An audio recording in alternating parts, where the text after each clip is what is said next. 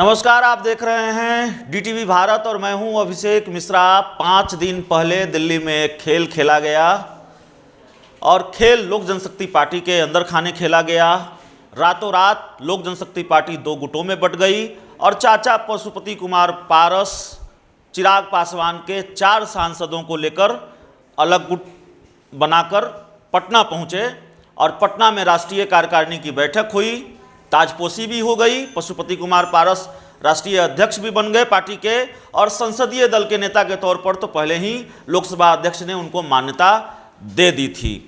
तो पटना में पार्टी दफ्तर में भी कब्जा था पशुपति कुमार पारस का और लगातार सियासी हलचल तेज थी, क्योंकि पशुपति कुमार पारस लगातार पटना में थे और उनके गुट के सांसद पटना में थे। अगर प्रिंस राज की बात छोड़ दें, प्रिंस राज कहाँ हैं पता नहीं है, लेकिन अचानक पशुपति कुमार पारस कल दिल्ली पहुंच जाते हैं। सवाल यह है कि जब ये लग रहा था कि इस पूरे खेल की जो रणभूमि है, इस पूरी लड़ाई की जो रणभूमि है वो बिहार बनेगा, पटना बनेगा, ऐसे में वापस दिल्ली क्यों लौटे पशुपति कुमार पारस? इतनी तिलमिलाहट क्यों, इतनी बौखलाहट क्यों? सवालों पर कई सवाल हैं जिसके जवाब हम आपको बताने जा रहे हैं। दरअसल ये लड़ाई पटना में ही होनी थी। पशुपति कुमार पारस अगर पटना लौटे थे, पटना आए थे, तो इस लड़ाई को पटना में ही लड़ा जाना था। इस पूरे खेल को पटना की पिच पर ही खेला जाना था। हमने आपको खबर भी बताई थी कि चिराग पासवान भी ही कुछ ही घंटों में पटना आने वाले हैं। 1 या 2 दिन में शायद वो पटना आ जाएं। लेकिन इधर चिराग का प्लान बदला और उधर पशुपति कुमार पारस को ये अंदेशा हो गया कि भतीजा खेल खराब कर सकता है। दरअसल ये लड़ाई अभी फिलहाल दिल्ली में ही चली जाने वाली है और इसीलिए पशुपति कुमार पारस भी दिल्ली चले गए। इस लड़ाई में खेल किसका खराब हो सकता है, इसका अंदाज़ा आप इसी बात से लगा लीजिए। और चाचा पशुपति कुमार पारस बैकफुट पर क्यों हैं? जो चाचा ये कहते हैं प्रेस कॉन्फ्रेंस में आकर कि भतीजा अगर तानाशाह हो जाए तो चाचा क्या करे, और इसके कुछ घंटे बाद ही चाचा के सुर बदल जाते हैं। वो चाचा कहते हैं भतीजे के लिए तो ऐसा नहीं कहा। वही चाचा यह भी कहते हैं जरूरत पड़ी तो चिराग से भी मिलूंगा। सवाल है, फ्रंट फुट पर खेल रहे पशुपति कुमार पारस को अचानक चिराग पासवान ने बैकफुट पर क्यों ढकेल दिया? जवाब यह है कि 5 सांसदों के साथ रहने से पार्टी चिराग पासवान की जगह लोक जनशक्ति पार्टी पशुपति कुमार पारस की हो जाएगी, ऐसा लग नहीं रहा है। और इस मामले में चिराग पासवान का पलड़ा भारी है। चिराग पासवान बहुत भरोसे के साथ ये कह रहे हैं, चुनाव आयोग भी गए हैं, पशुपति कुमार पारस भी चुनाव आयोग गए हैं। चुनाव आयोग में चिराग पासवान ने ये जानकारी दे दी है कि देखिए हमने इनको पार्टी से निकाल दिया है और हमारी पार्टी का जो संविधान है उसी संविधान के मुताबिक हमने पार्टी की राष्ट्रीय कार्यकारिणी की बैठक की 15 जून को, और उस बैठक में यह फैसला लिया गया। पार्टी की जो राष्ट्रीय परिषद है, जो राष्ट्रीय कार्यकारिणी है, उस राष्ट्रीय परिषद और राष्ट्रीय कार्यकारिणी में बहुमत प्राप्त नहीं है पशुपति कुमार पारस को, और इसलिए हमने जो फैसला लिया है वो सही है। हमारा फैसला संविधान के अनुरूप है और इनको हमने पार्टी से बाहर का रास्ता दिखा दिया है। जाहिर है, और चिराग पासवान ने एफिडेविट भी मंगा लिया है राष्ट्रीय कार्यकारिणी के तमाम सदस्यों का।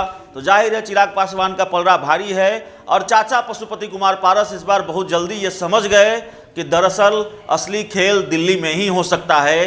असली खेल या तो चुनाव आयोग में होगा, वहाँ का दरवाज़ा खटखटाना होगा, नहीं तो कोर्ट का दरवाज़ा खटखटाना होगा। ये लड़ाई चुनाव आयोग तक चली गई है, कोर्ट तक भी जाएगी।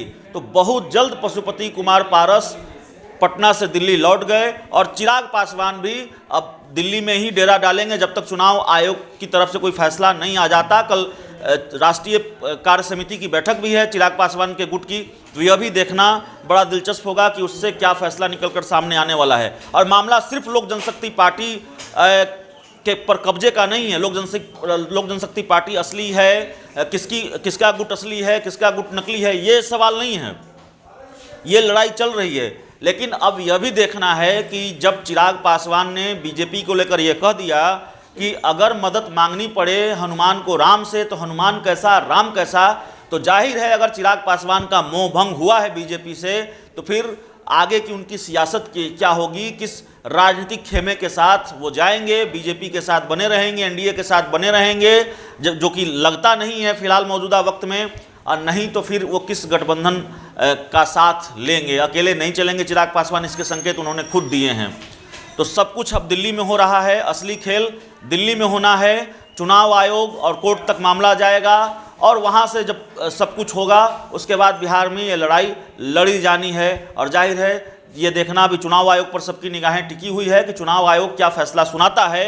अगर चिराग पासवान ये आधार बता रहे हैं कि हमारे पास राष्ट्रीय परिषद में, राष्ट्रीय कार्यकारिणी में बहुमत है, तो इसको लेकर एक उदाहरण देश के सामने है। और उदाहरण ये है कि जब 2014 के लोकसभा चुनाव से पहले नीतीश कुमार बीजेपी का साथ छोड़कर अलग हुए थे, उसके कुछ दिनों के बाद शरद यादव जो जेडीयू के राष्ट्रीय अध्यक्ष थे वो नाराज हो गए थे और उन्होंने चुनाव आयोग का दरवाजा खटखटाया था। और ठीक उसी तरह जेडीयू दो गुटों में बटी थी, जैसे आज लोजपा दो गुटों में बटी है, शरद गुट और नीतीश गुट, और ये लड़ाई चुनाव आयोग गई थी। और चुनाव आयोग ने नीतीश गुट के पक्ष में फैसला सुनाया था और उसका आधार ये था कि नीतीश गुट के पास राष्ट्रीय परिषद में बहुमत प्राप्त है। तो फिलहाल चिराग पासवान के पास भी राष्ट्रीय कार्यकारिणी और राष्ट्रीय परिषद में बहुमत प्राप्त है, ऐसा लगता है। और ये दावा भी चिराग पासवान का है।